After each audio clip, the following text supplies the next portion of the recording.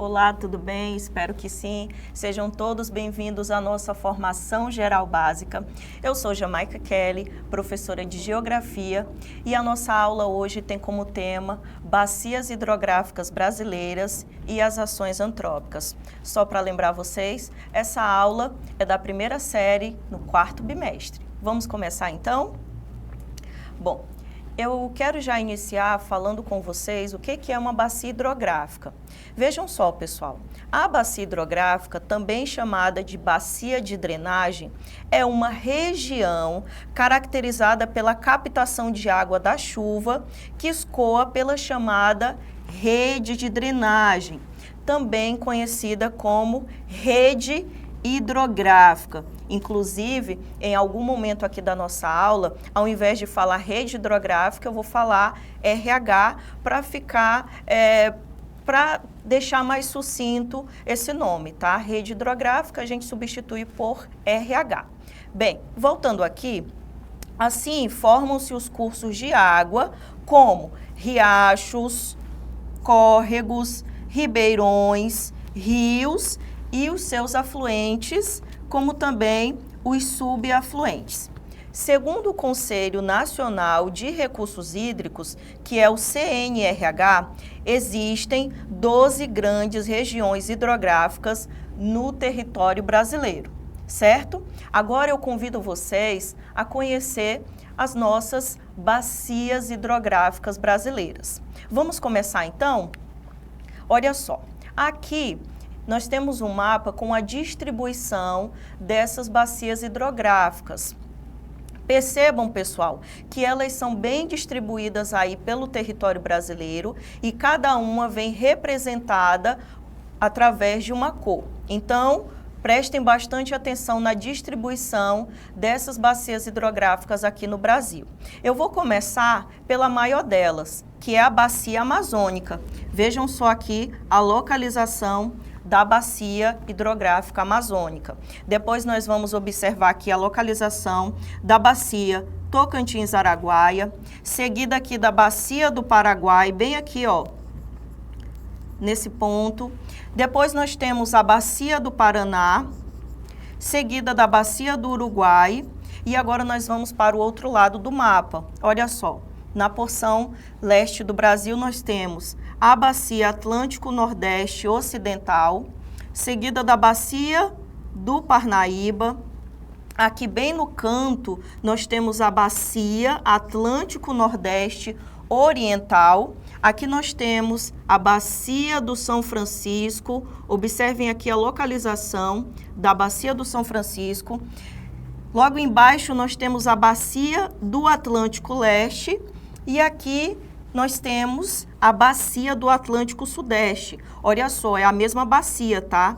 Contudo, elas estão aí em posições, ó, nós temos uma pequena parte dessa bacia aqui e uma outra porção dela bem aqui. Essa é a Bacia do Atlântico Sudeste. Por fim, não menos importante, nós temos aqui bem abaixo aqui do mapa do Brasil, vejam só, nós temos a Bacia do Atlântico Sul. Então, essa é a distribuição aí das bacias hidrográficas brasileiras.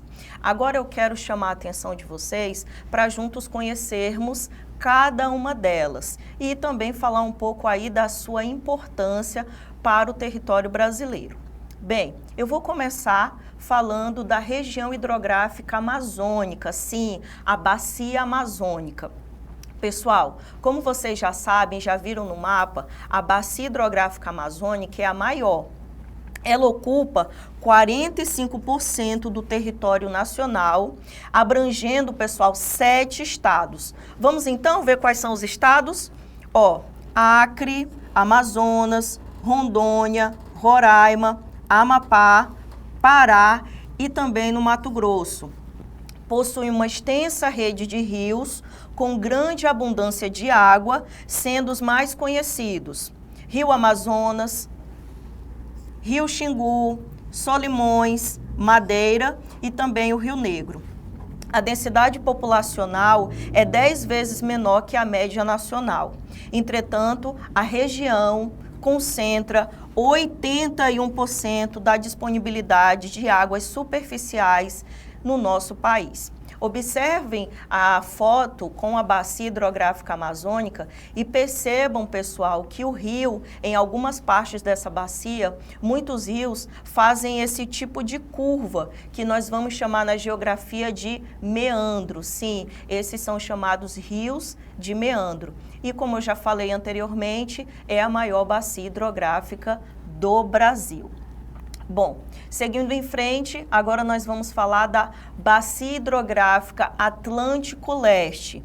Pessoal, a Bacia Hidrográfica do Atlântico Leste, ela é bem menor comparada à Bacia Amazônica. Ela ocupa apenas 3,9% do território do país, abrangendo aí 4 estados. Quais são? Bahia, Minas Gerais, Sergipe e Espírito Santo. Grande parte da sua área está situada lá na região conhecida como semiárida, que possui períodos de prolongadas estiagens. Sim, é aquela região mais seca, localizada lá no semiárido brasileiro. Grande parte de sua área está situada, como eu falei, na região semiárida. Contudo, a região hidrográfica Atlântico Leste possui a menor disponibilidade hídrica dentre as 12 regiões hidrográficas brasileiras. Aí aqui nós temos uma imagem dessa bacia hidrográfica e percebam, pessoal, o tipo de vegetação encontrada às margens dessa bacia hidrográfica, justamente por causa da localização dela, que é na região semiárida brasileira. Seguindo em frente, agora nós vamos conhecer a bacia, também chamada de região hidrográfica Atlântico Sudeste. Ela ocupa apenas aqui 2,5% do território nacional e abrange 5 estados. Quais são? Minas Gerais, Espírito Santo, Rio de Janeiro, São Paulo e também o estado do Paraná. É a região hidrográfica mais povoada, diferente aí da região amazônica. Ela vem com uma densidade demográfica, pessoal, 6 vezes maior que a média brasileira. Apresenta alta diversidade de atividades econômicas e também significativo parque industrial, constituindo assim uma das regiões mais economicamente aí desenvolvidas do país. Outra observação sobre a bacia do Atlântico Sudeste é justamente a alta densidade demográfica e também a concentração industrial, que vai o quê? Vai ocasionar uma região bastante poluída. Logo, pessoal, muitos rios que estão localizados aí dentro dessa bacia hidrográfica, eles são rios ameaçados, principalmente por causa das ações antrópicas, como é o caso aí da poluição, a questão do lixo, do esgoto, esgoto doméstico, esgoto industrial, entre outros problemas ambientais. Bom, agora nós vamos falar da região hidrográfica Atlântico Nordeste Ocidental. Ocupa 3% do território nacional, abrangendo aí quase totalidade do estado do Maranhão e também uma pequena parcela do estado do Pará. O uso urbano da água é preponderante e estão presentes na região 3 biomas brasileiros. Olha que interessante, dentro dessa bacia hidrográfica nós vamos encontrar 3 biomas, que é o bioma da Caatinga, do Cerrado e também o bioma amazônico.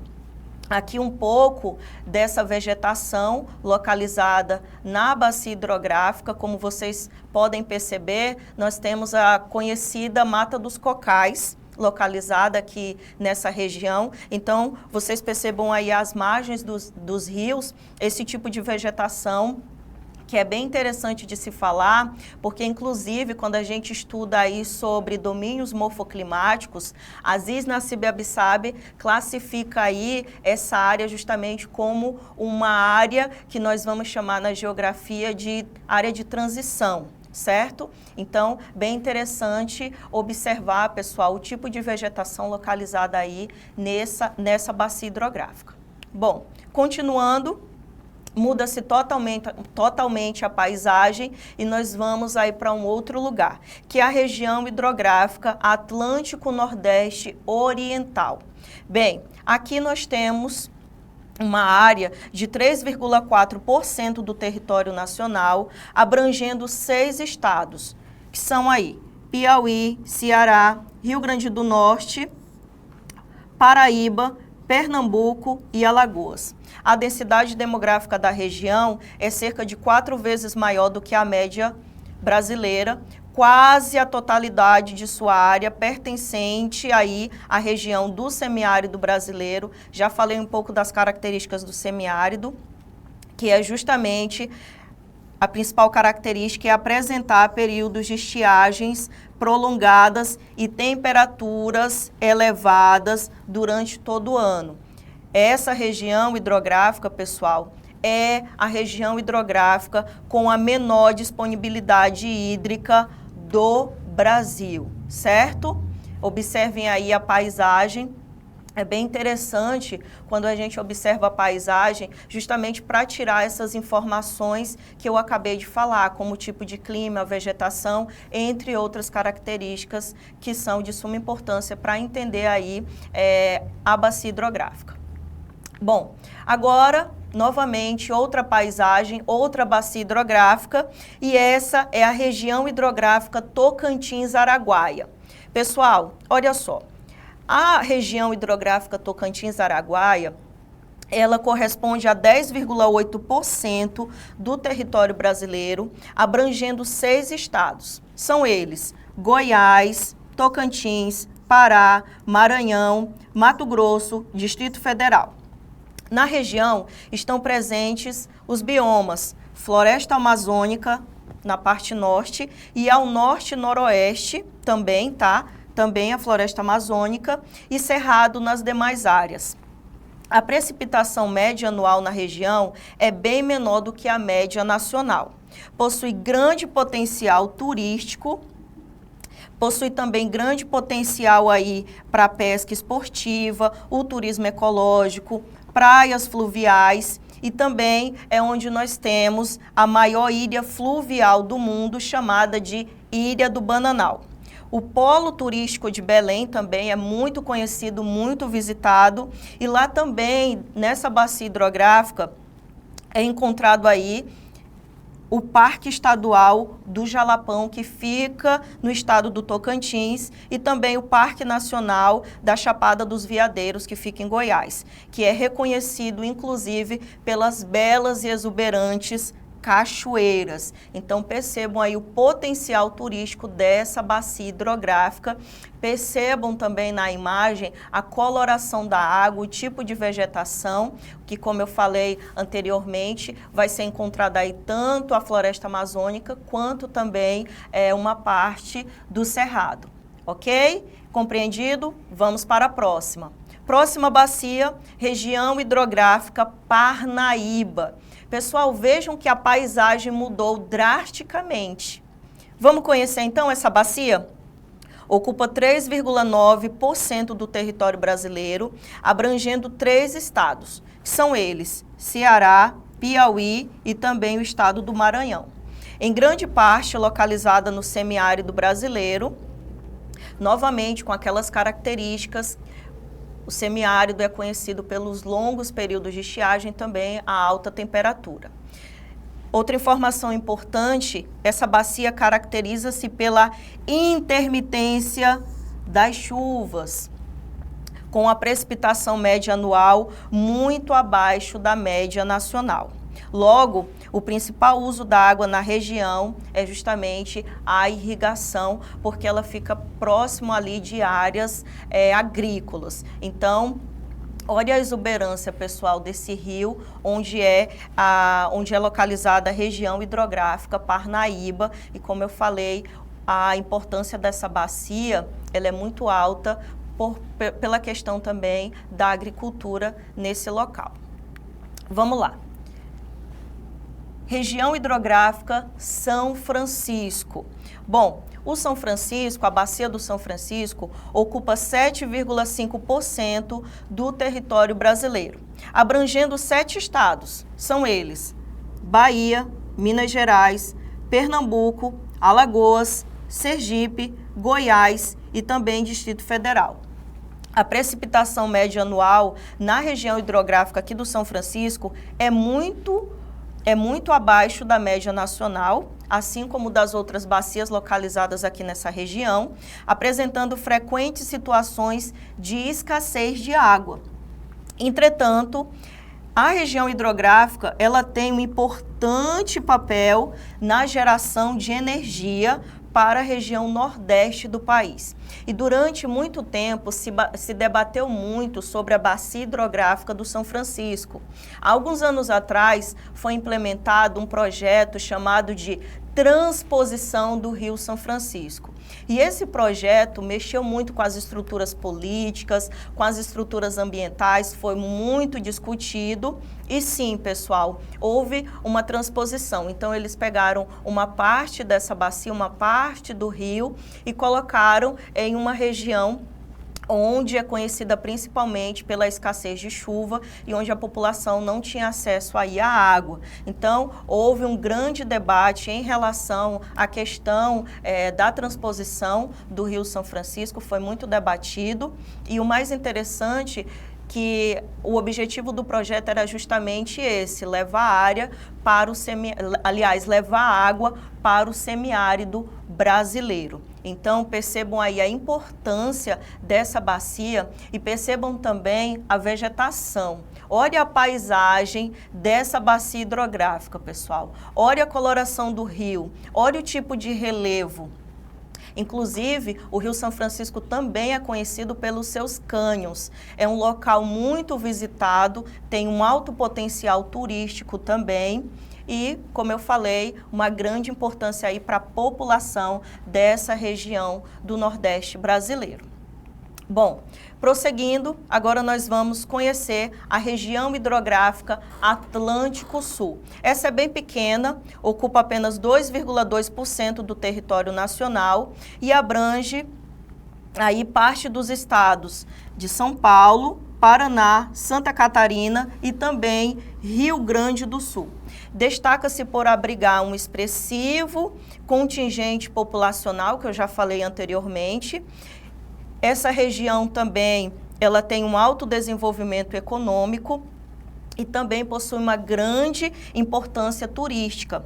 Possui também uma densidade demográfica cerca de 3 vezes maior que a média brasileira, justamente porque corresponde justamente nessas regiões, nesses estados que são considerados estados mais populosos. Aí aqui nós temos a exuberância, pessoal. Como eu falei, tem um alto potencial turístico e percebam na imagem essa bela cachoeira que faz parte aí da região hidrográfica Atlântico Sul. Bom, prosseguindo, chegamos agora na região hidrográfica Paraguai. E aí, pessoal, a região hidrográfica Paraguai, ela ocupa 4,3% do território brasileiro, abrangendo parte dos estados de Mato Grosso do Sul também, o que inclui a maior parte aí do Pantanal mato-grossense. O mais interessante sobre essa bacia é o seguinte: ela corresponde aí, né, ela é localizada a maior área úmida contínua do planeta, que aqui no Brasil é conhecida como Pantanal mato-grossense. A densidade demográfica da região é cerca de 3,5 vezes maior. Aliás, desculpa, pessoal, a densidade demográfica da região é cerca de 3,5 vezes menor que a média nacional. Bom, aqui a imagem da paisagem que representa essa bacia hidrográfica, que é justamente a área conhecida como Pantanal mato-grossense, e tem como característica justamente essa área inundada, onde a vegetação é justamente adaptada por ficar em longos períodos dentro da água, que é justamente uma característica importante aí dessa bacia.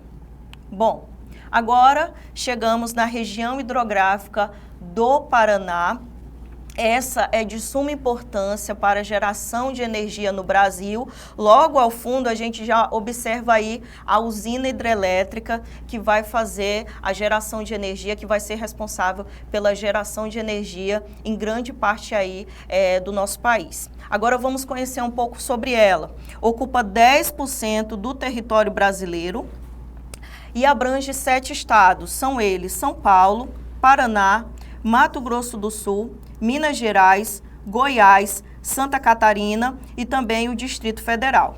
É a região mais populosa e de maior desenvolvimento econômico do país. Por isso, possui as maiores demandas por recursos hídricos, tendo como destaque principalmente o uso industrial. É também a região com maior área irrigada e maior aproveitamento do potencial hidráulico disponível. E como eu falei anteriormente, é conhecida aí por essa exuberância e por essa usina hidrelétrica que é responsável por produzir energia justamente para a área industrial aqui do país, localizada nesses estados, como São Paulo, Paraná, Mato Grosso do Sul e também Minas Gerais, entre outros. Bom, chegamos na região hidrográfica Uruguai. Bem, a região hidrográfica Uruguai ocupa cerca de 3% do território brasileiro, abrangendo porções aí dos estados do Rio Grande do Sul e Santa Catarina. A região possui atividades agroindustriais desenvolvidas e grande potencial hidrelétrico. O clima é temperado, com chuvas distribuídas ao longo de todo o ano, mas com maior concentração no inverno, que vai justamente aí de maio até o mês de setembro, Aqui uma imagem dessa exuberante região hidrográfica, conhecida como região hidrográfica do Uruguai. E agora nós vamos mudar um pouco de assunto, nós vamos falar sobre as ações antrópicas e os impactos causados nessas bacias hidrográficas. Bom, pessoal, quero chamar a atenção para vocês sobre algo que eu falei bastante, que é as atividades humanas. Elas exercem aí forte pressão sobre essas bacias, causando desequilíbrios ambientais e também sociais. Entre as principais ações antrópicas estão desmatamento e a expansão da agropecuária, a poluição urbana e industrial, com o lançamento de esgoto sem tratamento e também lançamento de resíduos químicos que contamina tanto os rios quanto os aquíferos, a construção de barragens, principalmente aí para a produção de energia, como é o caso que ocorre nas usinas hidrelétricas. O que vai acontecer? Altera o fluxo natural dos rios, impacta a fauna aquática e também populações ribeirinhas e os ecossistemas. Também precisamos falar sobre a mineração, que libera metais pesados e rejeitos. Casos aí, inclusive, nós vamos citar, como é o caso de Mariana e Brumadinho, que causaram graves danos ambientais. E por último, não menos importante, a expansão urbana e desordenada, que causa a hipermeabilização do solo, enchentes e principalmente aí a questão da maior carga poluidora. Aí vocês percebam na imagem o rio. Essa imagem ela é feita através de uma inteligência artificial, mas ela mostra aí um rio altamente poluído, onde é despejados dejetos, onde é despejado lixo e várias questões ambientais são representadas através dessa imagem. Bem, pessoal, seguindo em frente, eu quero falar aqui com vocês de uma questão. Vamos fazer uma atividade, vamos fazer bem rapidinho, porque já falamos muito nessa aula.